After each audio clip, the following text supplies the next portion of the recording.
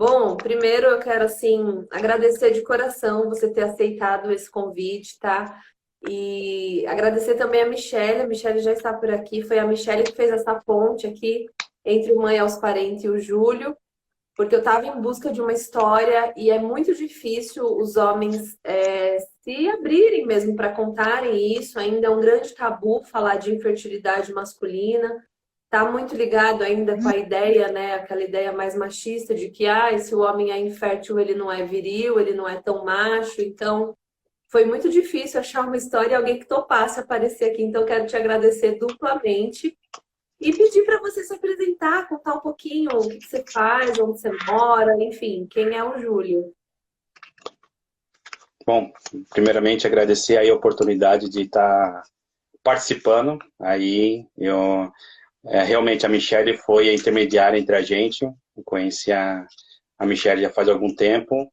E o que a gente puder ajudar, principalmente com dar informações, que hoje a informação é tão escassa, que você falou, às vezes as pessoas, por dificuldade para poder buscar informações, ou por falta até de falar publicamente um problema desse, que às vezes é crítico, eu sei como que é. A falta para as pessoas procurar ajudar um pouco mais as outras. Bom, me chamo Júlio, Isso mesmo. tenho 42 anos, atualmente estou morando no Chile, trabalho na área de logística, já estou no Chile já fazem 8 anos, vim casado para cá e aqui nasceram nossas duas chileninhas, aí Eduardo e Nathalie. Bom, em resumo, é isso aí que a gente vai conversando. Uhum. Eu tô um pouco nervoso, né? Primeira vez que eu faço esse Fica tipo de live. tranquilo. Não, mas é Ó, normal, né? Mas fica tranquilo, é um bate-papo, não tem nada que, né, que seja diferente do que você vai me contar. Na verdade, você me contou um resumo pelo WhatsApp, né? Mas eu vou descobrir sua história aqui junto com você à medida que você for falando. Então, a primeira coisa que eu queria perguntar, né, entender na sua história, é se esse desejo de ser pai, se ele sempre foi presente na sua vida e se a partir do momento que você descobriu que tinha essa dificuldade, se ele se intensificou, porque às vezes eu percebo isso com as mulheres, tá? Então, às vezes assim, elas até queriam ser mães, mas assim, foi adiando, não era um projeto de vida, assim, nem nada, não tinha data para acontecer. E a partir do momento que chegou com 40 anos e viu que existe um limite ali, aí esse desejo ficou mais forte. Ou até mesmo quando elas passam por algum aborto espontâneo, aí esse desejo vem com tudo. Então, eu queria saber como que foi na sua vida. E aí você já pode ingressar aí na história e contar pra gente quando foi que você descobriu, né? Então, que você não poderia ser pai naturalmente. ok. Bom, eu sempre tive o sonho de ser pai. Desde adolescente, já entrando na fase adulta, a minha ideia sempre foi ter família. Ter, criar família, casar, ter filhos, viver, crescer, educar.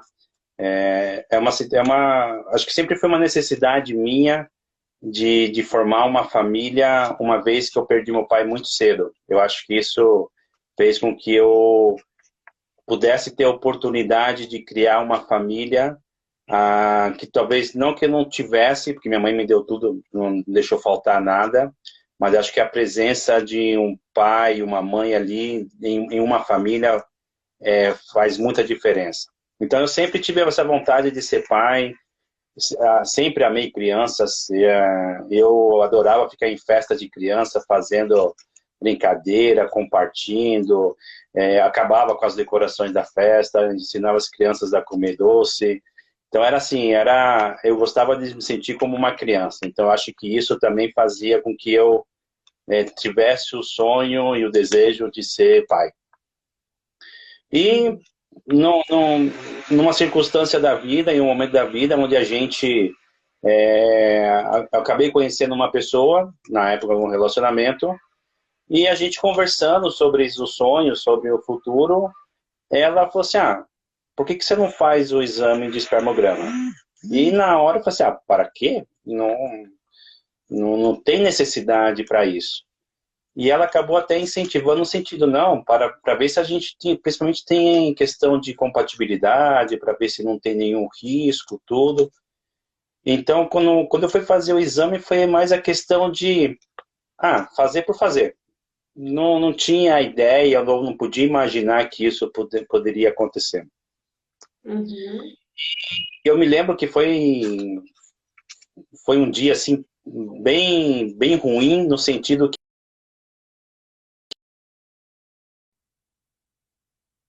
entrei no consultório do médico, o médico me entregou o exame e eu, quando abri o exame, eu falei assim, mas doutor, aqui está dizendo que eu tenho 0 espermatozoide, e o que isso quer dizer?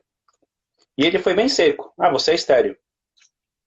Aí eu falei Nossa, assim, tá aí, não, é que você não pode ter filhos. E assim foi, nossa, na uma lata, consulta, assim. sem nenhuma explicação, sem nenhum é, meio campo para poder dizer, cuidado, é assim, ou explicar o que poderia acontecer, ou quais são... Não, simplesmente disse, não, você não pode ter pai e acabou, e a consulta durou 5 minutos. Nossa. E aí eu lembro que foi uma situação que aí eu entrei praticamente em depressão, no sentido de eu não tinha mais, não digo sentido para viver, porque isso era uma coisa assim, eu acho que não cheguei nesse extremo, mas eu perdi o chão no sentido de daquele sonho de criar família, eu teria que mudar, mas naquela hora eu falei assim, eu perdi tudo. E aí eu lembro que foi uma situação um pouco complicada. Esse meu relacionamento acabou não dando certo, não por isso, mas não acabou dando certo. E eu lembro que a situação que eu vivi foi que eu queria me sentir um coitado. Eu queria que todos tivessem pena de mim, eu queria que todos ficassem ali me bajulando de certa maneira. Uhum. E uma vez uma amiga minha falou assim, Júlio, pai não é quem faz, é quem cria. Então você tem que buscar a alternativa de dar o seu amor para quem precisa. Seja seu, pode ser uma doação, pode ser uma inseminação, ou para quem realmente tem a você. Você tem sobrinhos, você tem primos, então é uma situação que você tem amor para dar. Então não desperdice esse amor. E aí foi onde eu coloquei um pouco o pé no chão e comecei a me tratar e ver um pouco a expectativa de outro lado. E né, eu lembro que nessa Bonito isso. época, Muito bonito confesso que isso, né? foi um banho de água fria, assim, porque eu fui buscar, tipo, consolo, e levei um empurrão, tipo, um É, pontapé. veio um Oi, chacoalhão, né? mexe, poxa, se é novo, tudo, não tem. E uma coisa que me preocupou muito foi a causa, porque o que eu tenho é a zoospermia não obstrutiva. Então, é a ausência de espermatozoide e, e não tem o problema de obstrução. Então, quando a gente foi verificar, pesquisar um pouco mais sobre esse assunto, uma das principais causas poderia ser hereditário. E eu lembro que nessa época, quando eu comentei isso com a minha mãe, porque eu precisava contar para alguém, eu precisava, principalmente porque eu mudei da água para o vinho. Eu já não podia ver mulher grávida, começava a chorar, não podia ver criança, abria mais em festa de aniversário. Então, eu me isolei do mundo no sentido de que, não, para que eu vou fazer esse tipo de coisa? Então, eu lembro que até minha mãe comentou que, não, você não comenta isso com ninguém, ninguém precisa ficar sabendo. Eu acho que até para querer me proteger, acho que instinto de mãe, de querer proteger o filho para não passar, talvez vergonha, talvez ser, até por estar morando no Chile, esqueço algumas palavras, de ser rechaçado, de ser ignorado, aí, rejeitado. Então, ela falou assim, não tem que falar isso para ninguém. E eu até comentei, olha, tem que tomar cuidado porque é uma coisa genética, tem que ver se a minha irmã não tem problema, coisa desse tipo. E aí ficou. Não minha mãe entrou assim num estado de nervosismo e eu acabei desconsiderando isso. Bom, depois disso, eu comecei a procurar muitos médicos. Falei assim, não, deve ter alguma coisa errada, tem que ter outra solução. Aí deixei passar alguns meses, procurei outros médicos. Ô, E todos os Júlio, médicos, sim, posso só te interromper um pouquinho? Nossa sim. conexão não tá tão boa, mas eu tô te ouvindo bem, espero que a galera também esteja. Mas é interessante falar do seu processo, porque é um processo que também acontece com as mulheres, ainda mais que a mulher é quem gera, e a gente tem essa ideia errada de que é muito natural, né, a gravidez acontecer.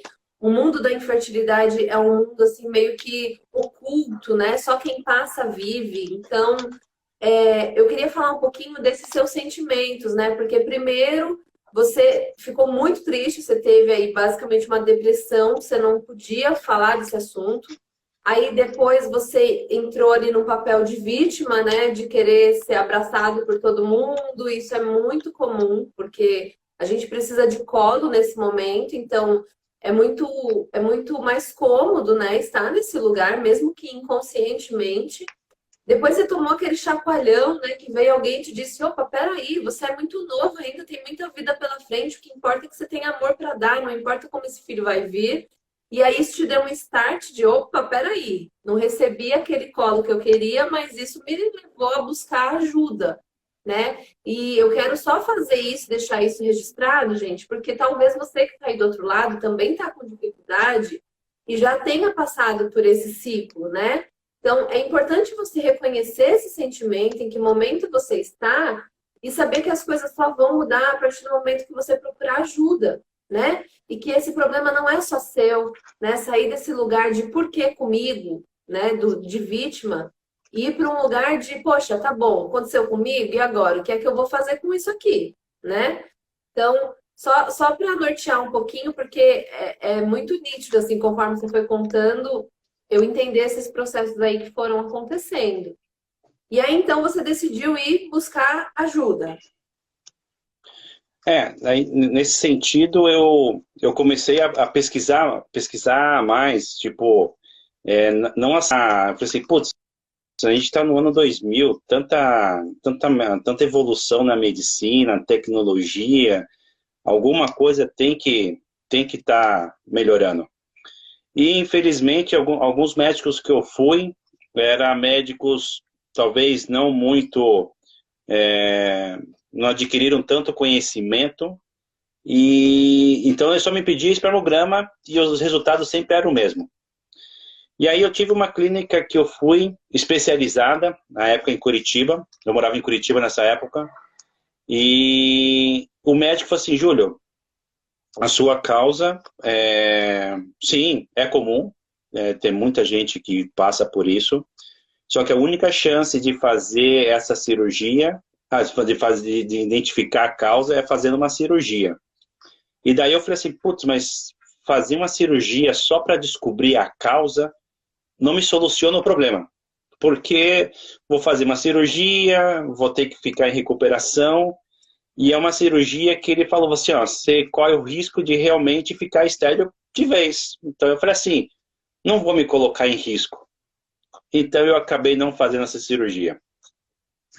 Passaram-se muitos anos, tive alguns outros relacionamentos, e aí eu decidi sempre ser franco com as pessoas e falar assim, olha, se é um relacionamento sério, eu tenho esse problema, tudo, e nunca tive problema em relação a isso.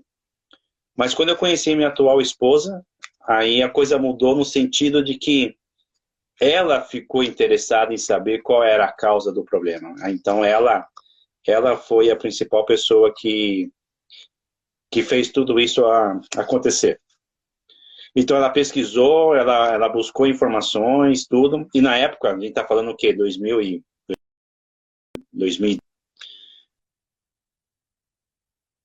não tinha tanta internet, tanto acesso à internet como a gente tem hoje.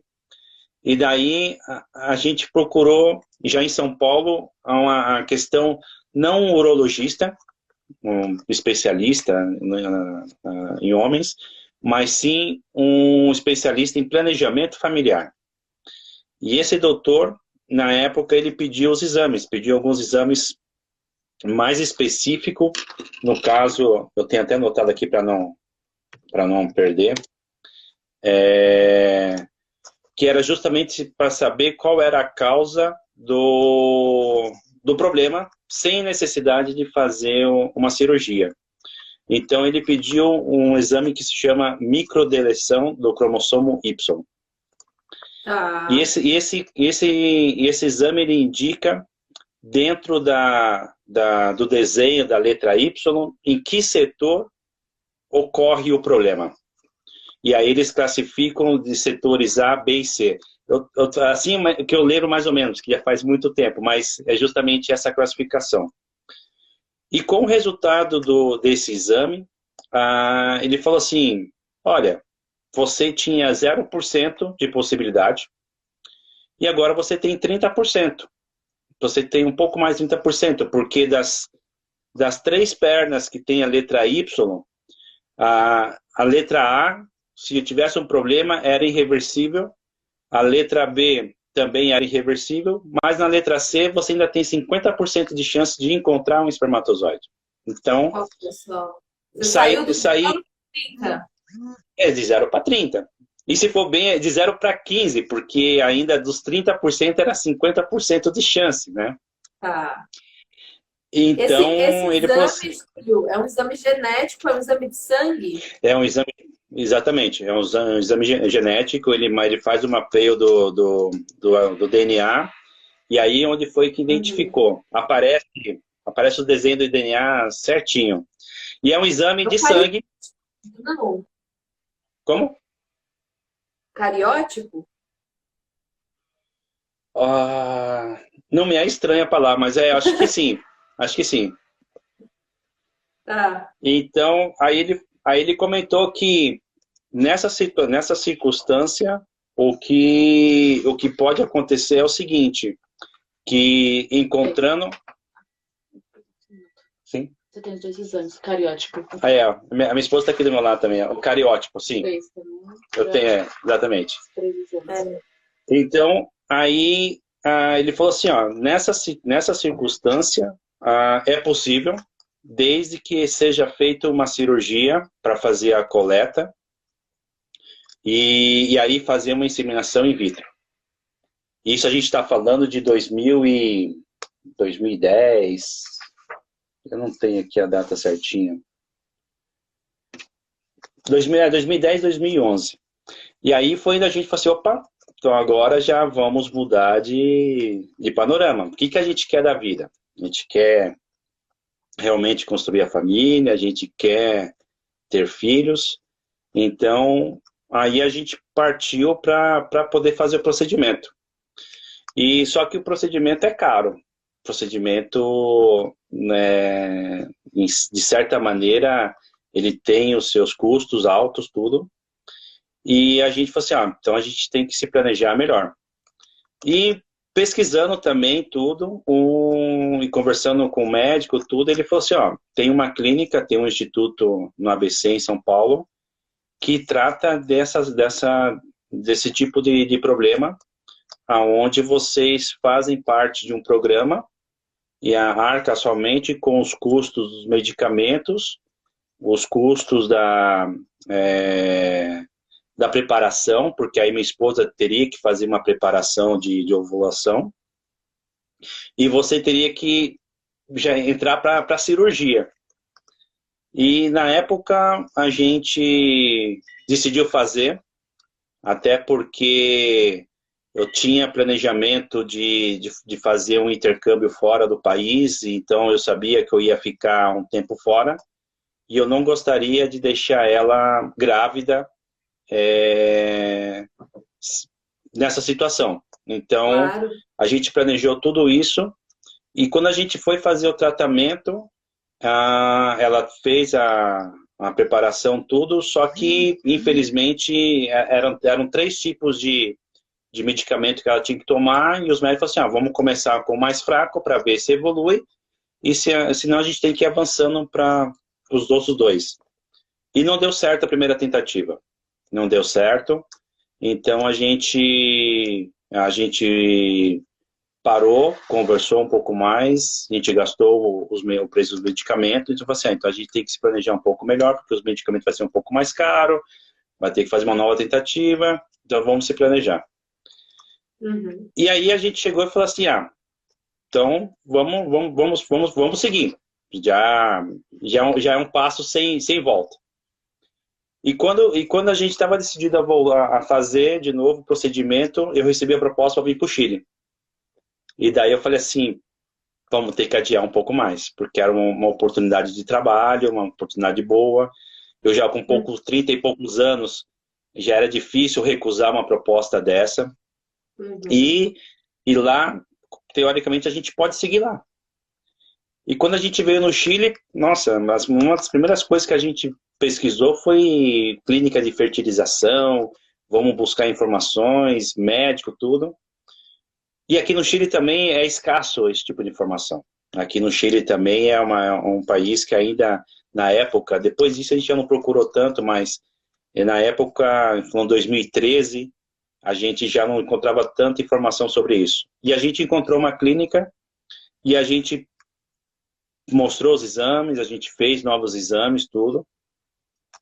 E aí um dos exames que foi feito, eu cheguei a fazer um exame de espermograma centrifugado, e aí encontrou um espermatozoide imóvel, mas mesmo assim era caso de cirurgia, não tinha mudado nada o procedimento. E o problema é que esse médico falou assim, não, a gente pode fazer o seguinte, o seu exame está tudo bem, você é novo, então o que eu sugiro para você é, vamos fazer o exame, encontrando o espermatozoide, a gente congela e aí faz a preparação da sua esposa. Eu não falei assim, posso ir agora para a sala de cirurgia, já ansioso, tudo, e foi uma coisa muito rápida. Só para a gente entender, quando você fala cirurgia, você está falando daquela cirurgia que tem que retirar o espermatozoide do testículo? Sim, é uma biópsia. Então, é muito dolorosa, no sentido de que realmente tem que fazer uma cirurgia, tirar um pedaço do testículo para poder fazer a coleta. Nossa. E essa clínica, e aí é uma coisa que a Michelle ficou muito indignada, se a Michelle estiver ainda vendo isso, é que o procedimento que esse médico fez, ele fez uma biópsia nos 2 testículos. E isso não se faz. Por quê? Porque pode criar fibras no testículo e aí realmente ficar estéril de vez. Então o procedimento é feito em um e feito depois no outro. E quando eu fiz essa cirurgia, eu não sabia, não tinha conhecimento. Ele acabou fazendo nos 2 e a minha recuperação foi muito dolorosa e não encontrou nenhum. Nossa. Então depois dessa cirurgia que aconteceu, dos 15% voltou a 0. Nossa, Júlio. E aí a gente falou assim, a gente vai ter que se adaptar. A gente vai ter que conviver com isso e a gente aceitou que já poderíamos ter filho da maneira natural. E eu acho que o mais impactante para mim foi, eu sempre tive a imaginação de chegar em casa e ver um exame de gravidez em cima da cama, uma brincadeira de surpresa, de ver a minha esposa grávida, de acompanhar a gestação.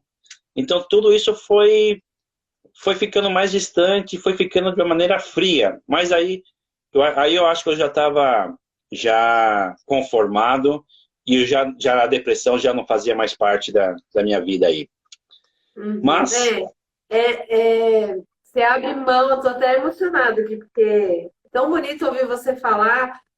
Na verdade, você acaba abrindo mão daquilo que era o sonho idealizado, aceita a realidade e fala, peraí, é o que a gente tem, então vamos que vamos, né? Você não dá mais tempo de ficar chorando, né? Nem nada. Se tem uma ação, né? e aceitar a realidade, né? Você estava nesse processo.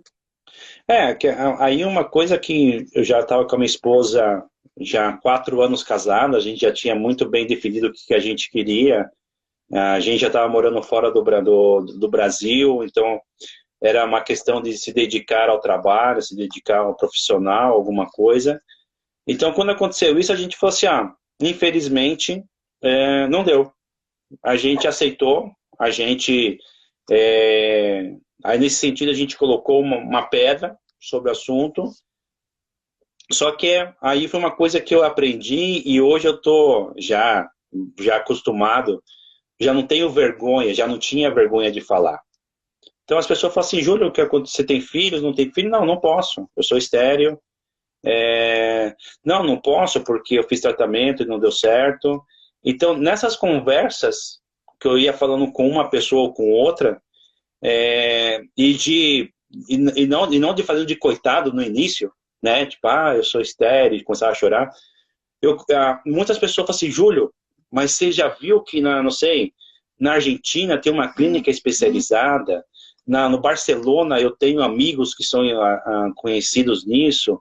Então, eu comecei a falar assim, opa, eu acho que quanto mais eu falar, mais chances de saber se tem alguma outra alternativa, alguma outra situação que possa reverter isso. Então, nessas conversas, inclusive no aniversário de um amigo nosso em comum, da Michele, alguém falou assim, não, mas a Michele trabalha com isso, com embriologia. E aí apresentaram a gente. Nossa, aí eu falo para a Michele até hoje, ela e o Juliano foram o nosso anjo da guarda, assim, o anjo que chegou para a gente. E ela sempre, né, na autoestima e sempre na vontade de querer ajudar as pessoas, chamou a gente para casa dela e começou a conversar e como se a gente fosse amigo há anos. E aí ela falou assim, Júlio, você tem que fazer assim, assim, assado, vai nessa clínica, fala com esse médico, fala, e eu te dou te dou apoio. E foi dito e feito. A gente viajou para São Paulo, a gente viajou para isso. A gente falou assim, não, a gente vai viajar para poder passar nessa clínica, conversar com esse médico e vamos tentar de novo. E aí foi onde a gente passou pela clínica tudo e falou assim, não, aí foi onde ele explicou bem a questão da minha cirurgia, explicou como devia ter sido feito, me indicou para um especialista, um urologista especialista em fertilização, especialista nessa biópsia, e foi caro, voltou a ser caro novamente, mas aí o dinheiro que a gente tinha aqui, o meu salário ajudou bastante, então é uma coisa também que a gente sabe que no Brasil, às vezes, as pessoas que têm uma dificuldade financeira, ou até mesmo porque o salário é pouco, é difícil, também é uma realidade. Então, graças a Deus, a decisão de ter vindo para o Chile também ajudou. Então, acho que uma coisa que a gente sempre criou é isso, nada acontece por acaso, sempre tem um porquê. Então, a gente sempre procura identificar que se essa decisão foi tomada, alguma coisa vem pela frente. E isso ajudou. Então, a gente foi para o Brasil, a gente se consultou, a gente fez novos exames, tudo. E no meu caso, o doutor falou assim, Júlio, você não precisa fazer mais nenhum exame. O seu problema é esse, a cirurgia, o procedimento é esse. O que a gente tem que fazer é o seguinte, vocês têm que dizer para a gente quando que vocês querem engravidar. Porque a sua esposa Renata tem que vir para cá, ficar um mês aqui fazendo acompanhamento. Ela tem que vir na clínica diariamente para estar recebendo as aplicações acho que é hormônio, não me acordo bem. Os indutores, né? Isso, para a gente ter o controle de ver como está evoluindo, a gente está medindo diariamente, porque o primeiro tratamento a gente estava fazendo em casa, eu aplicava nela. Então, nesse caso, todo dia ela ia para a clínica. E eu fiquei aqui no Chile só esperando uma ligação, tipo, venha para cá que é a sua vez. E eu lembro que na época eu trabalhava aqui no Chile, a questão de férias é um pouco diferente no Brasil. E eu falei pro meu chefe assim, eu falei assim, ó, a situação é essa, eu vou para o Brasil a qualquer momento, então eu tinha que deixar as coisas bem organizadas, não podia falhar, não podia acontecer nada de errado. E então a gente se planejou, a gente comprou passagem adiantada, a gente fez tudo certinho. E quando ela ligou, eu falei assim, ó, eu liguei para meu chefe e falei assim, ó, vou ficar 30 dias no Brasil. Não, é impossível, você não pode. Eu falei assim, se quiser mandar embora, pode mandar embora, porque a decisão já foi tomada. Já não A tem causa é muito volta. nobre, Não, né? não é uma coisa que você, eu posso tirar férias. Eu falei assim, não, eu estou indo. E eu trabalhei, tinha dias realmente para poder tirar, eu tinha férias acumuladas. Então eu falei assim, ó, eu tenho esse direito, minhas férias estão vencidas, então eu preciso. Não é uma coisa que, eu quero, não, eu preciso estar lá. Então, a minha esposa Renata me ligou no dia e eu já, a mala pronta, desembarquei em São Paulo, acho que 10 horas da noite, comi uma pizza para matar a saudade e no outro dia, às 7 horas da manhã, eu já estava na mesa de cirurgia. Nossa. E, Então, né, você não congelou, vocês fizeram ao mesmo tempo. não, porque o que eles explicaram foi o seguinte, devido ao meu problema, era muito raro poder encontrar uma quantidade para poder congelar. Então ele falou assim, É. Júlia, é muito complicado. Então a gente tem que fazer já para poder... Você sai da mesa de cirurgia, entra ela para fazer a inseminação. Assim foi. Então por isso que tinha que estar bem Uau! sequência. Nossa, Então, tinha que estar ali tudo alinhado, né? Não podia ter sim. tempo. E, e, a, Gente, e, a, que e a adrenalina, questão... né? Sim, adrenalina. E durante esse período que ela teve no Brasil, passou uma coisa que, assim, hoje a gente dá risada, mas é a realidade, a gente tem que falar também. Porque a gente não podia perder o tratamento, a gente não podia perder a chance. Então, havia um risco de não encontrar novamente nada. Então, não era certeza. Voltava os 15% que eu tinha antes e poderia não encontrar. E eles falam assim, Júlio, Renata, vocês têm que tomar uma decisão seguinte. Se vocês querem ou não receber um sêmen doado. Sim, porque Para ela já você estava não... preparada, né? Sim, para não perder todo o procedimento, para não perder todo o acompanhamento, o tratamento. E a gente parou, conversou e conversou, e a gente falou assim, se a situação é não ter da minha parte, eu aceito, não tem problema. E aí, nesse caso, a gente teria que buscar um banco de sêmen e que nem, não sei, um jogo de videogame que você fica montando o personagem, aparece todos os doadores e todas as características, altura, cor de olhos, cor de pele, etnia, religião, fumante, pratica esporte. E nesse caso foi, acho que até um pouco cômico, porque, putz, como é que eu quero? Como é que a gente vai escolher o doador dos meus filhos, das minhas filhas? E aí vem a parte psicológica também, tipo, eu aceitaria? Como seria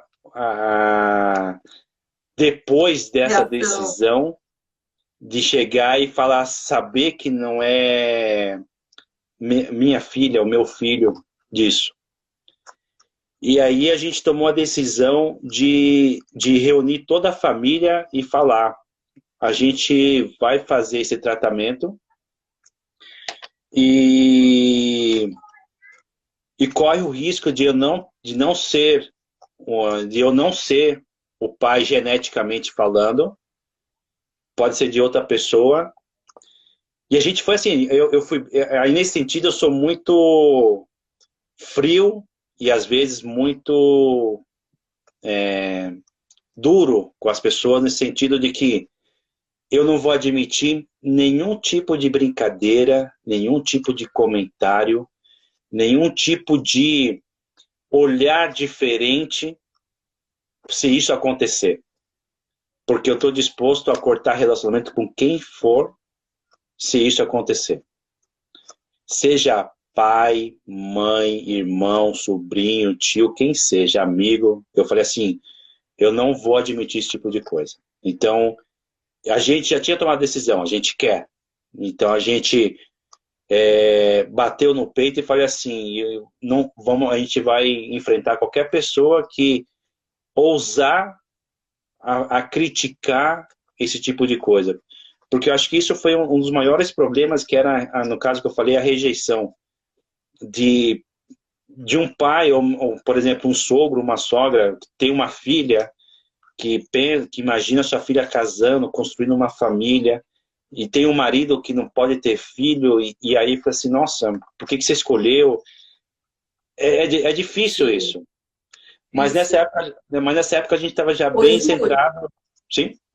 mas é interessante, porque essa atitude foi muito corajosa, né? Porque você poderia simplesmente não falar, né? Muitas pessoas, tanto de óvulos doados quanto de sêmen doado, elas nunca falam. Só quem sabe que aquele procedimento foi feito é ela, o marido, né? Ou a esposa e o médico. Nem a criança sabe. Isso é uma escolha individual, né? A gente não está aqui para julgar. Mas você poderia simplesmente não ter tocado nesse assunto, né, e ter saído de lá com o seu filho, independentemente de ser seu ou não, o material, né, genético.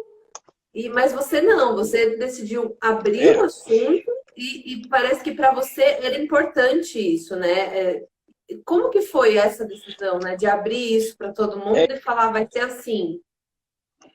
é que a gente pensou no seguinte, é, se um dia acontecer qualquer coisa com a gente não sabe onde a gente vai estar, infelizmente, Deus me livre que isso aconteça, de que elas precisam de um doador de sangue, de um doador de uma medula, e a gente, teoricamente, os pais são os primeiros. E a gente pensou nisso no futuro, que se pudesse acontecer, as pessoas já estarem preparadas, já sabendo disso. Acho que não é questão de esconder ou de expor. A gente pensou nelas, na proteção delas. Era na questão de, se um dia alguma emergência acontecesse, a família já sabia o que tinha, o que era a verdade, e não, nossa, não é o filho do Júlio? Como? E criar, de certa maneira, uma dúvida em relação à fidelidade da Renata. Nunca queria passar esse tipo de coisa. É Uhum. dizer, nasceu com os olhos negros ou com os olhos claros, que não é do Júlio. Ué, por quê? Ele não parece com o Júlio. Então, isso também é um outro tipo de rejeição que muitos pais vivem. Então, a gente falou assim, não, a gente não tem nada que esconder. A gente é essa situação. Então, Certo, é filho da Renata, eu não sou pai genético, mas é essa situação. Então, a gente estava certo. preparado para isso. A gente conversou muito. Então, a gente falou com essas palavras, a gente não gostaria que ninguém tivesse qualquer tipo de rejeição a nossos filhos, porque vai ser parente, vai ser família de vocês. E a gente, graças a Deus, teve apoio de todos, de todos. Que bom, que bom. E nessa, Que corajoso da parte de vocês também. E que é, bonito é, é, entender a motivação, né? Porque foi por amor, foi pensando, não, mas se acontecer algo, primeiro vai quebrar um elo de confiança familiar, né? Vai poder dificultar um tratamento, vai poder dar algum problema por algo que a gente omitiu, né? Então, assumir isso, né? Essa autorresponsabilidade nessa etapa também é muito corajoso, né? E que bom que vocês foi, tiveram apoio, né? sim, sim. Graças a Deus a família foi muito. E me conta, como é que foi lá no dia? Porque, né, apesar de estar E- preparado para não dar certo e tal, tem uma esperança ali envolvida, né? Você não quer se claro, iludir, digamos assim, né? De acreditar que vai dar tudo certo, mas ao mesmo tempo você tem uma pontinha ali de esperança, né? nessa situação, até na questão da doação do, do doador, a gente teve que tomar decisão. Então, a gente teve que eleger. A clínica fala: vocês têm que escolher 3 opções. Então, você tem que. Então, eu falei assim, aí na parte cômica era isso: tipo, que eu quero? Eu quero que a pessoa pareça comigo? 1,80 m, olhos verdes, pele clara, não fuma. Mas aí a Renata falou assim, tá, mas eu tenho olhos castanhos, eu tenho 1,60 m, 1,65 m. Então, ela falou assim, tá, né? Então não é só o meu lado, também ver esse outro lado também. E aí a gente chegou em 3 e falou assim, ó, é esse. E na questão do banco, é também aquela situação. Hoje você tem essa lista, amanhã você pode não ter mais, porque esse banco outras pessoas estão consultando. Então a opção são essas, ter os 3. E nesse dia, no dia anterior da cirurgia, alguém tinha que buscar... Não, alguém tinha que ser avisado, porque eu ia passar por cirurgia, a Renata depois ia entrar na sala de cirurgia, então a gente tinha que estar acompanhado de algum familiar ou amigo, que se no meu caso não desse certo, ele teria que cruzar São Paulo e ir lá no banco e tirar e trazer para a clínica. E nesse caso foi meu irmão e minha cunhada que estavam aí também, que nos deu apoio desde o início, cuidaram da gente aí e estava preparado, estava ali já, estava acho que mais ansioso do que a gente. Aí quando eu entrei na sala de cirurgia, eu não vi nada. Eu apaguei de uma maneira que não vi, não lembro nem da sala de cirurgia. Mas a Renata lembra bem porque na hora que terminou a cirurgia, o médico falou assim, a gente encontrou sêmios. A gente encontrou e vamos seguir com o dele e não precisa de doador. Nossa. E daí também, sim. E daí também eles falam assim, ó, vamos classificar dessa maneira. Acho que foram encontrados 17 sêmios solamente. Então, falei assim, não, dá para trabalhar. E aí Renata disse que já entrou confiante. Aí ela entrou confiante, ela sem pensamento positivo, eu dormindo, não via nada. E quando ela saiu da sala, eu não sabia o que estava acontecendo. E ela ainda anestesiada, porque ela não estava dormindo. Ela anestesiada, ela falava, você vai ser pai, deu certo essa cirurgia, você vai ser pai. Ela não lembra, mas ela falava, repetia. E eu acordando, e eu processando. Aí o médico veio e falou assim, olha, um sucesso, deu tudo certo com o procedimento de vocês. Agora, a Renata vai ter que voltar em 2 dias para poder fazer a inseminação. A gente vai ver como vai evoluir. E, Júlio, você tem a vida normal. E a minha preocupação, qual era? Até um parênteses, voltando um pouco no passado. A primeira cirurgia foi muito dolorosa. Eu fiquei, acho que quase 10 dias afastado. Eu não podia caminhar, eu não podia sentar. Eu tive um pouco de hemorragia. Foi uma cirurgia muito dolorosa, muito dolorosa. E quando a gente tomou a decisão de fazer a cirurgia, eu tive que pensar realmente se eu queria passar ou não passar por toda essa dor novamente. E também foi um outro psicológico também, que eu falei assim, olha, passado 10 dias, a gente está recuperado de novo. Mas foi a questão de realmente, se tivesse outra chance, eu faria outra cirurgia de novo, não, sem dúvida nenhuma. E essa foi uma das preocupações que era a minha recuperação. Sim? Sim. Então, aí, essa foi uma preocupação que eu tive. E o médico falou assim, Júlio, 2 dias de... 2 dias de repouso absoluto. Então, eu fui para casa do meu irmão, fiquei lá os 2 dias, e eu não senti dor. senti incômodo, mas eu não senti dor. E eu falei assim, nossa, nem se compara.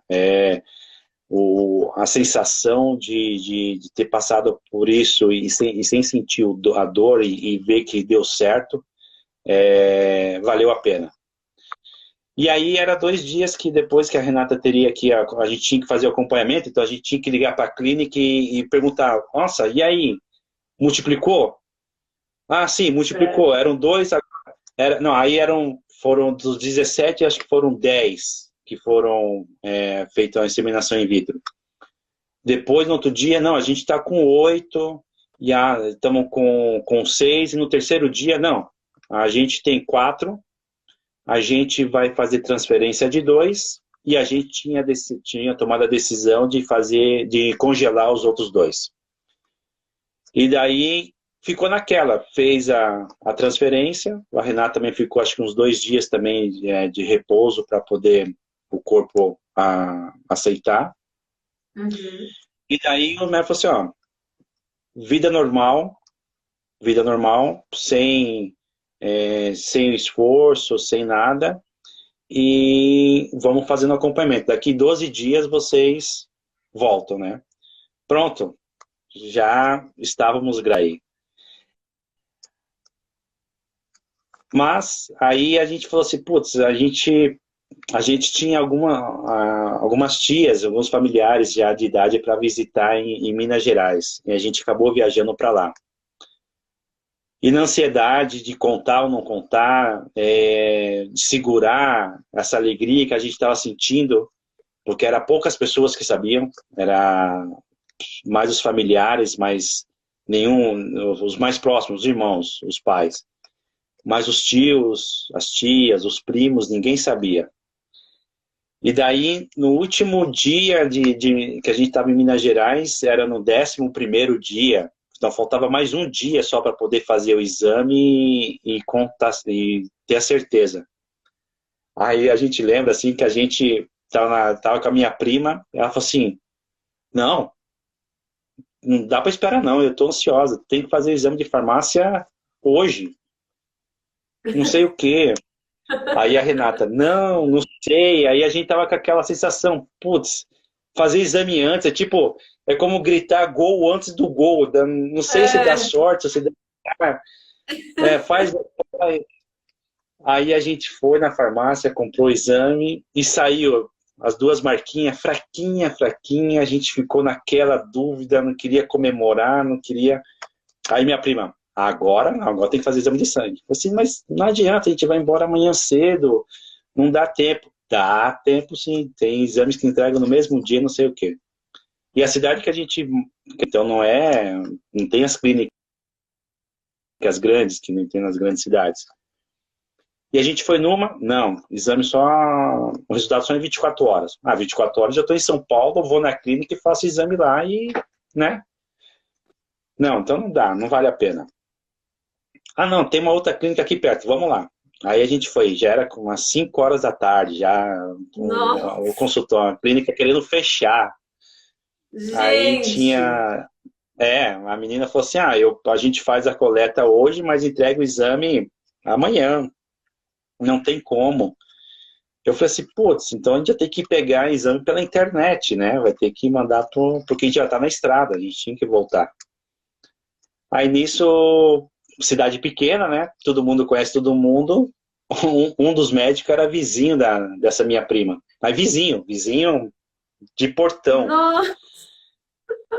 Aí ele falou assim, não se preocupa, o resultado sai hoje. Não, eu pago hora extra para a menina aqui, a menina faz o exame, faz certinho, e sai o exame, sai o resultado hoje. Aí a gente foi para casa. Na casa da minha prima, tudo. E daqui a pouco tocou a campainha, era o próprio médico que foi entregar o exame. Ele não quis postar, não quis mandar e-mail, mensagem, nada. Ele foi levar o exame. Ele foi pessoalmente.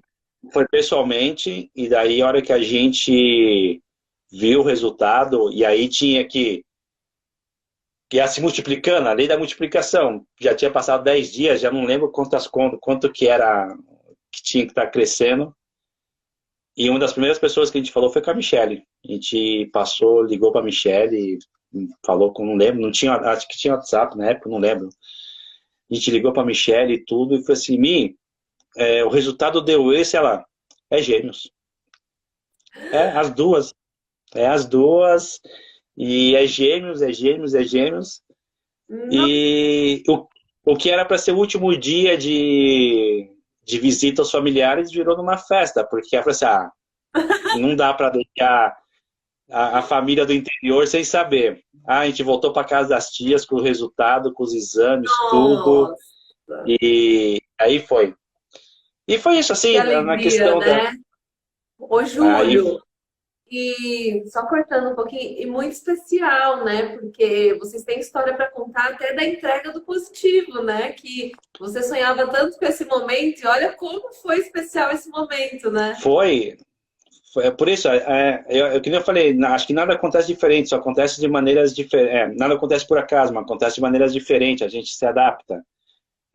A sensação, acho que não foi melhor do que um exame em cima da cama, ou uma situação. A gente se preparou, a gente não foi surpresa, mas o simples fato da maneira que foi concebido, a gente estava consciente do que a gente queria.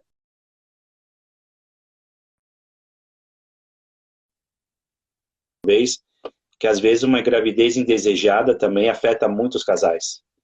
E independente da situação, a nossa foi desejada. Então a gente estava ali se preparado.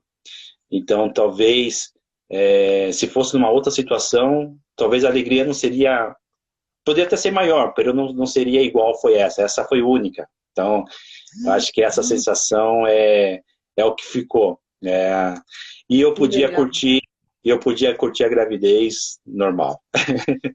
Demais, demais, que história. E aí, então, daí pra frente foi só acompanhar e comemorar, né? Como que foi? Tinha É, ainda um medo de, ai meu Deus, mas pode não evoluir? Fica é, um receio sempre. a gente, a gente tinha que cumprir os 30 dias no Brasil para poder fazer o exame de alta, né? Da alta da clínica. Graças a Deus deu tudo certo.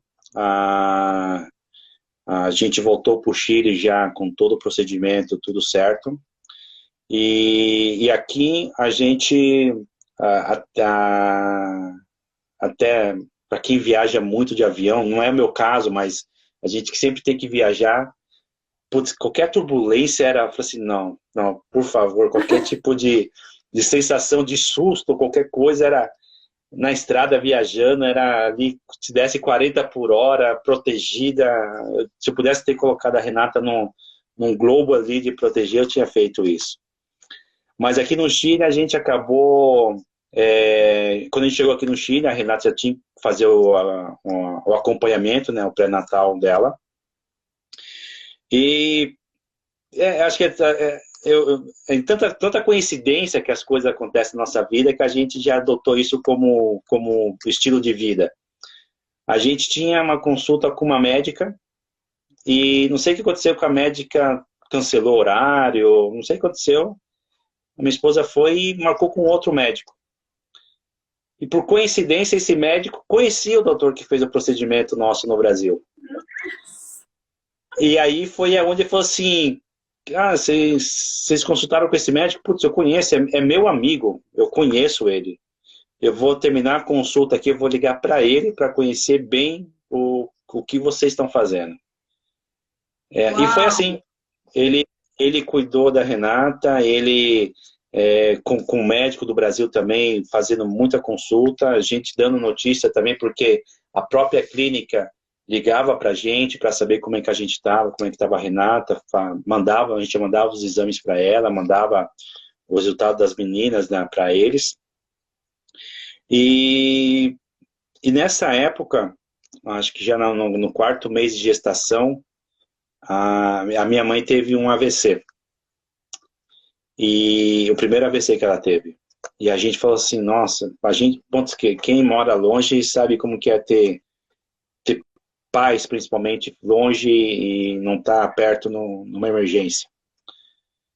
E na época, minha irmã falou assim, Júlio, a mãe está nessa situação, a mãe está triste, a mãe não reconhece ninguém, tudo. Eu preciso que você venha para cá.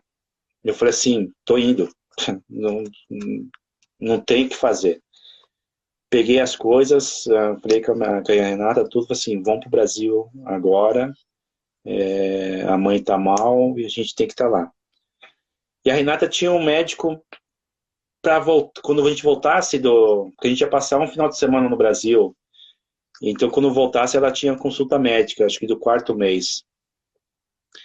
E a gente falou assim, não, vamos fazer o seguinte, vamos adiantar o exame já para poder levar a ultrassonografia, as fotos, o som e passar para ela, talvez isso ajude tudo.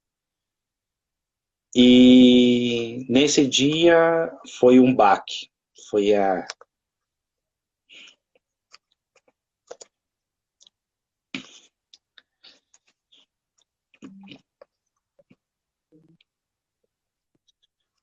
o médico que fez o exame da Renata perguntou, você teve contração forte? Alguma coisa? Eu falei assim, não. Você fez esforço? Você fez... Não, a gente fez nada. A única coisa que a gente fez, a gente no final de semana, a gente foi comprar roupinha pro bebê, tudo, comprar algumas coisas, a gente foi bem enxoval. A gente andou um pouco, a gente andou um pouquinho mais, mas nada. Ele falou assim, não, porque você acho que tá com dilatação, o seu colo do útero tá curto e você não pode sair daqui. Nossa. Aí eu falei, mas doutor, não, a gente tem viagem para daqui 2 dias, tudo. Eu falei assim, não, você não tá entendendo. Ela não pode sair da clínica. Ela pode ter um aborto a qualquer momento. E aí foi um banho de água fria. A gente falou assim, não, pera, como? Ele falou assim, não, quem que é seu médico? Vou ligar para ele agora, para ele abrir uma internação para você aqui, porque você não pode voltar para casa. E aí Nossa. foi um desespero. Nossa. Desespero, porque quando o doutor fez o exame nela, tudo, e 23 semanas ela estava. Não, 23 semanas. Ele falou assim, as meninas podem nascer a qualquer momento. E, infelizmente, se nascer agora, pode não sobreviver. Aí foi complicado. Aí foi uma situação péssima. E a Renata ficou no hospital, já não voltou para casa, já começou a fazer todos os exames, todo o acompanhamento. Eu vim para casa para poder chorar. Nossa. E aí, nessas horas que a gente também dá valor aos amigos que a gente tem fora de casa. Porque foram os amigos que vieram, deram um abraço, ligaram, tudo, e fazendo oração. E fez com que desse força nesse momento, porque eu tinha que estar do lado dela. E daí, ela ficou em preparação, acho que uma semana. Uma semana? Não, acho que foi 2 dias. E ela teve que fazer uma seclagem, teve que fechar o colo do útero. E aí era o risco porque, como estava tão curto e a membrana Muito fina. muito fina, poderia ter o risco de, na cirurgia, estourar a bolsa. Sim. E daí, porque aí foi que a gente falou assim, doutor, a gente precisa ser o mais sincero possível. Quais são os riscos? Ele falou assim, os riscos são esse. Vocês têm que estar preparados. E na época eu lembro que eu pesquisei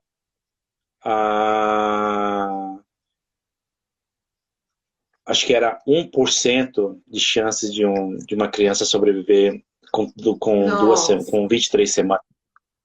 E ainda Então a eram gente, gêmeas, né? sim. E aí, bom, era rezar tudo. E eu lembro que nessa semana ela ficou no hospital e eu me mudei para o hospital. E eu falei assim, não, daqui eu não saio. Daqui eu vou ficar com ela aqui todos os dias. E aí a clínica, não, não pode ficar aqui porque você vai, senão a gente vai ter que cobrar a estadia sua. Eu falei assim, ó, pode cobrar. Você cobra tudo, mas eu durmo aqui no sofá, fico com ela, não vou sair do lado dela. Então eu levantava de manhã, ia para o trabalho e voltava à tarde, ligava para ela. E aí depois da cirurgia, a Michele sempre aí com a gente também, foi na clínica, os amigos daqui sempre fazendo visita pra gente, acompanhando durante a cirurgia. E graças a Deus deu tudo certo. Deu tudo certo. Uau! E Passou, ela acho foi, que... e a Renata, então, ficou de repouso absoluto até as bebês nascerem? De quanto tempo Então, elas nasceram? aí, aí tem só um parênteses antes, porque quando ela teve alta, aí ela teria que voltar 15 dias depois para poder fazer o novo exame, para ver tudo certo. E um dos pontos soltou. Ai, E meu ela Deus. teve que passar de novo pela cirurgia. Ela fez 2 vezes a cerclagem? Ela fez 2 vezes. Meu E, Deus. e, e daí o médico falou assim, nossa, é arriscado de novo. E aí vem todo o desespero de novo. E tava eu lá na clínica também. Falei assim, não, já conhecia todos os médicos, enfermeiras já pelo nome e tudo, porque eu era um hóspede já do hospital. E deu certo. Deu certo também, foi tudo bem. E o médico falou assim, olha, repouso absoluto para nada, nada, nada, nada, nada, nada, nada. E aí foi que eu pensei, falei assim, putz, que eu vou fazer agora? Eu preciso trabalhar, ela tem que ficar em casa. E daí eu falei com o meu chefe, na época eu falei assim, olha, eu vou precisar ter um pouco mais de flexibilidade no meu horário de trabalho, porque eu preciso cuidar da minha esposa por causa disso, disso, disso. E eu falei assim, eu preciso pelo menos de 2 horas de almoço, eu entro 1 hora mais cedo, 2 horas mais cedo, porque é um horário que ela vai estar dormindo, eu faço tudo o que tiver que fazer, eu faço minhas 2 horas de almoço, volto, depois eu saio mais tarde. Mas aí eu comecei, aí eu cuidava das três, porque aí eu tinha que fazer, sair, deixar o café da manhã já preparado do lado dela, que ela não podia levantar. Então eu acompanhava ela no banho, dava banho nela, voltava, fazia almoço, eu comprava almoço.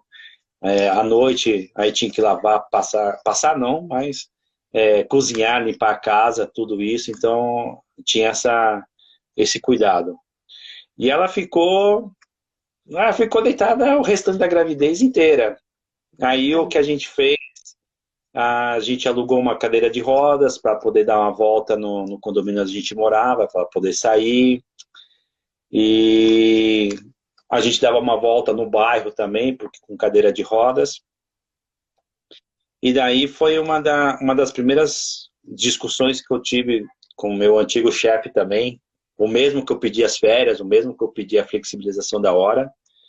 Porque teve um dia que ele chegou e falou assim, eu precisava sair para comprar roupa, porque uma amiga minha me ligou e falou assim, Júlio, você já comprou o enxoval das meninas? Eu falei assim, não. Mas vocês compraram alguma coisa? Não. Ela falou assim, Júlio, as suas filhas estão para nascer a qualquer momento. Você tem que ter alguma coisa para poder... Olha, vamos sábado comprar as coisas, eu vou com você e a gente pesquisa, não sei o quê. Tá, né? A Renata não podia sair, lá fui eu para fazer as compras, né?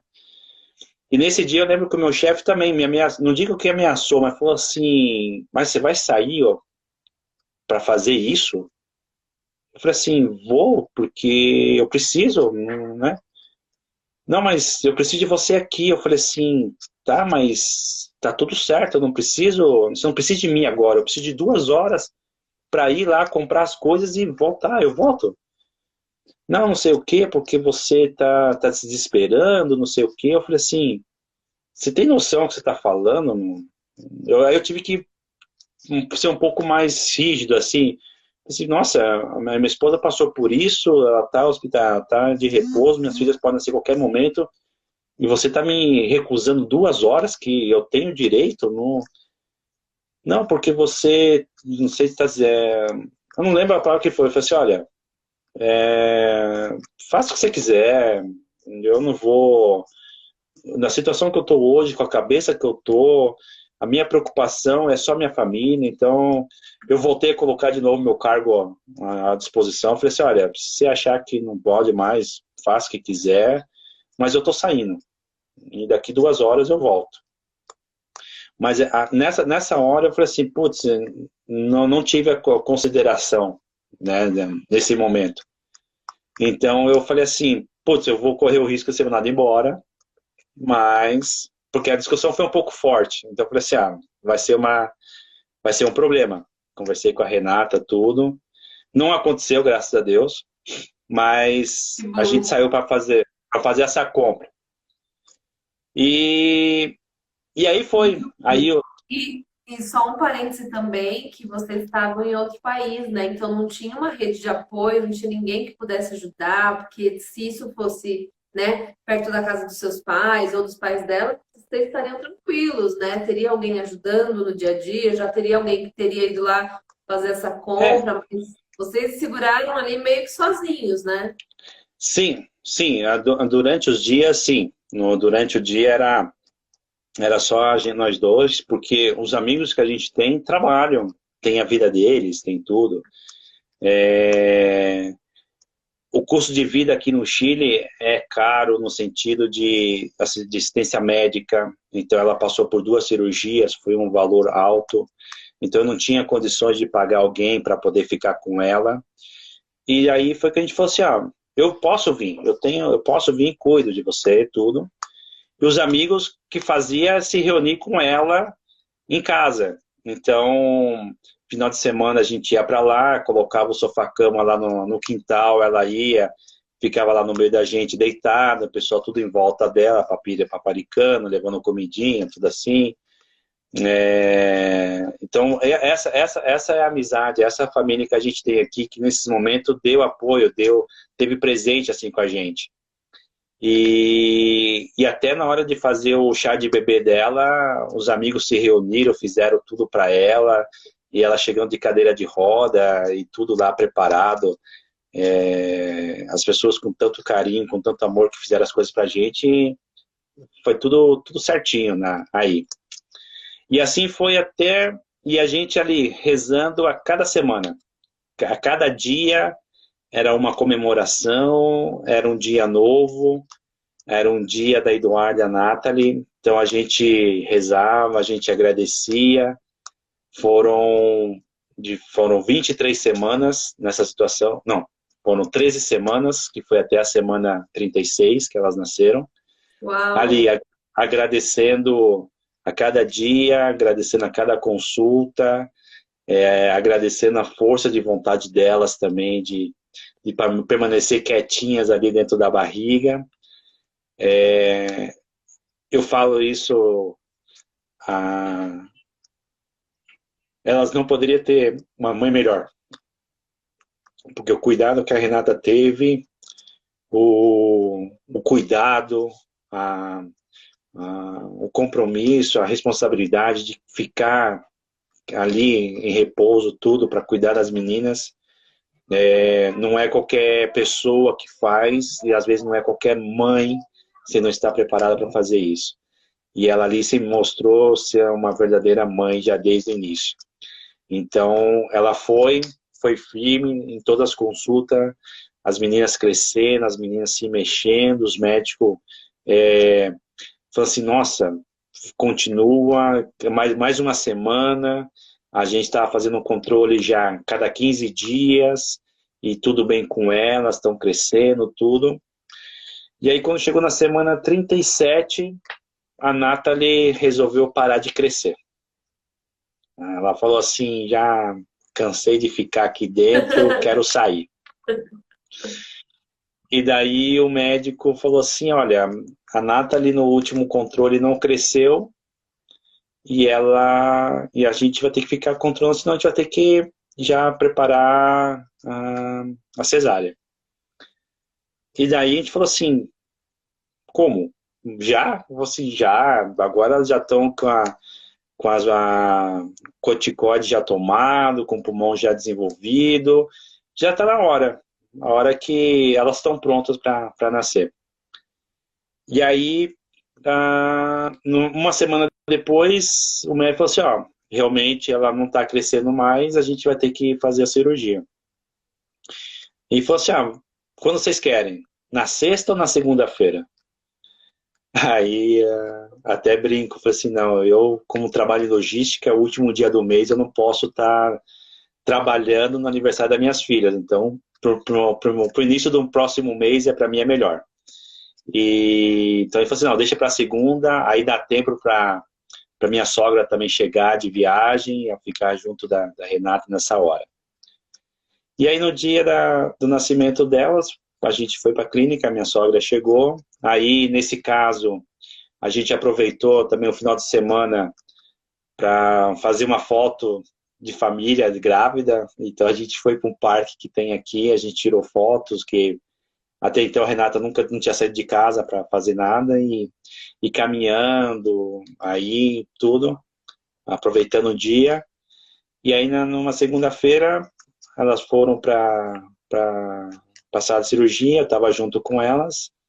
A Eduarda nasceu primeiro, aí e a Nathalie nasceu depois. E daí, só que elas nasceram com um baixo peso. Elas nasceram com menos de 2 quilos. E aí, por procedimento, elas têm que ficar no neonatal. E aí foi outro desafio, porque nossa, não posso segurar, não posso, né? E, bom, a Eduarda nasceu com 2 quilos exatos e a Nathalie nasceu com 1,8 kg. A Nathalie foi que, como não estava ganhando peso na barriga, foi que ela estava mais magrinha. E aí elas ficaram, a Eduarda ficou 4 dias, a Nathalie ficou 2 semanas e eu fiquei os 10 dias com elas no hospital. A Renata ficou 4 dias também aí se recuperando. E a sensação ruim, qual era? De voltar para casa sem elas, né? A Renata teve alta em 2 dias.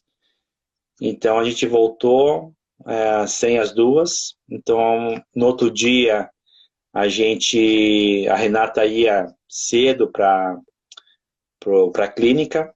Aí um dos amigos nossos, o Daniel, também levava ela de manhã. Aí à tarde eu ia para lá. Aí eu já ficava também com elas. Aí eu ficava até as 10 horas da noite. Aí só minha sogra tinha autorização para entrar. Depois uma amiga nossa também conseguiu entrar também aí para poder fazer companhia, para poder ajudar, porque eram 2. E no final para casa, e a Nathalie ainda continuava na clínica. Então a Renata ia para lá, tirava leite para dar uma mamadeira para elas. E depois de 2 semanas a Nathalie também saiu. Aí saiu com Sam, aí gordinha, tudo, ganhou peso. E isso. E aí foi... Nossa, que história linda e quantos desafios, né? E quando você achava que ia respirar aliviado, vinha mais um desafio, né? Mas acho que isso que torna a sua história tão especial. E eu quero agradecer por você ter compartilhado com a gente, tá? Então, tenho certeza que vai ser útil, nem que seja para uma pessoa, mas vai ser útil, porque acho que a vida é feita disso, né? De desafios, de persistência, de você saber o que você realmente quer e correr atrás, né? Nem sempre vai ser do jeito que você sonhou, mas vai ser do jeito que tem que ser. Então, a história de vocês é muito isso, né? Elas estão por aí, podem aparecer se quiserem. Aqui, ó. Ai, que lindas! Oiê! Pronto, vai. Peraí, deixa eu tirar o Oi, fone aqui. tudo bem? Oi, A Nath tá Tudo tudo bem. bem? sim, Você é a Pergunta, tá Nathalie ou tudo a bem? Eduarda? Como... obrigada. Você é a Nath ou é a Duda? Dura, soy Dura. Es porque yo soy la más pequeña y Nati la más grande, yo soy la más mayor. Es porque yo nací, me tienen primero y soy la más mayor. Eu sou a maior? Siempre me escuda y me ayuda. Yo siempre la sigo yo voy a ser muy rápida con mano para no de mi pita, así nada. Júlio, já podemos fazer uma live só com ela. A desenvoltura da menina. Eu falo que ela... Essa é a artista. Y soy artista. Essa aqui é uma artista, ela gosta de falar. Sí. A Nath tá no banho. Ai, que linda. Nati está pelada. Estoy pelada. Fala oi. Olá, Oi, tudo bem? tudo bem com você? Sí. Fala com ela. Tá tudo bem com você? Sí. Fecha o olho, fecha o olho. Sí. A história de vocês é linda. Sí, pasamos la actividad de los dinosaurios. A minha se chama Paquicefalossauro. E a minha pterodátilo. E a minha pterodátilo. Eu vou lá, esse foguete. Dinossauro e atividade Tá. e foguete. E qual que é o seu nome? E Nathalie. quantos anos você tem? 4. Ah, Eu tenho Quatro? você também tem. Então tá. Então dá tchau. Então, pra Uau! Deus. Ó, tchau! Adorei conhecer vocês. Cadê a Renata? A Renata tá por aí? Pode aparecer, Renata, se quiser. Não, então, Não. a mais vergonhada aqui é a mãe. Ai, gente, Renata, obrigada, viu, pelo suporte aí. Família linda, que espertos, né? Que história mais maravilhosa. Obrigada, Júlio. Obrigada, Renata. Nathalie, Eduardo, coisas mais lindas. Que riquezas, viu? Estou muito feliz por poder contar essa Não. história. E deixa suas palavras finais para a gente encerrar. A live vai ficar salva, tá? Quem está perguntando. Tá. Aline, eu que agradeço. Eu acho que é um problema, é uma doença. Eu acho que esse tema tem que ser tratado.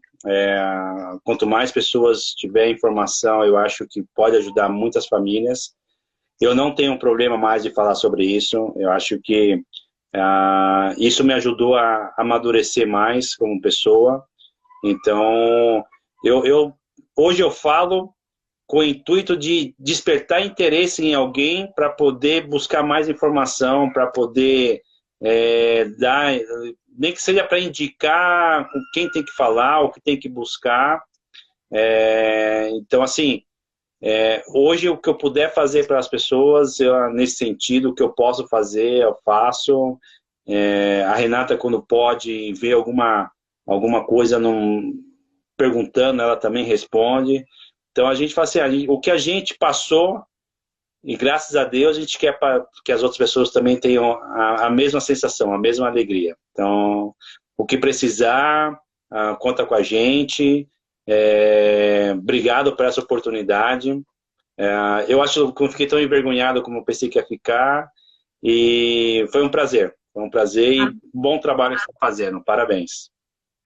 Imagina, eu que te agradeço imensamente, viu? Foi muito bom mesmo. Eu tenho certeza que vai ajudar pessoas e é por isso que a gente está aqui, né? Para mostrar que as pessoas não estão sozinhas, que pode ter muitos desafios, mas se você estiver decidido a lutar, né, pelo seu sonho, vai em frente porque vai dar certo, né? Então acho que é isso que fica. E um beijo enorme do coração de vocês, essa família tão bonita, viu? E muito obrigada mesmo. E até mais. chorando aqui, emocionada, as pessoas estão chorando um monte. E é isso, né? No fim das contas, que bom que a internet permite que a gente se conecte dessa forma para que essa Sim. rede se fortaleça. E, gente, acreditem, vocês não estão sozinhas, tá? Todos passam por dificuldades e é importante sair desse lugar do porquê comigo e agir realmente, né? Como o Júlio agiu.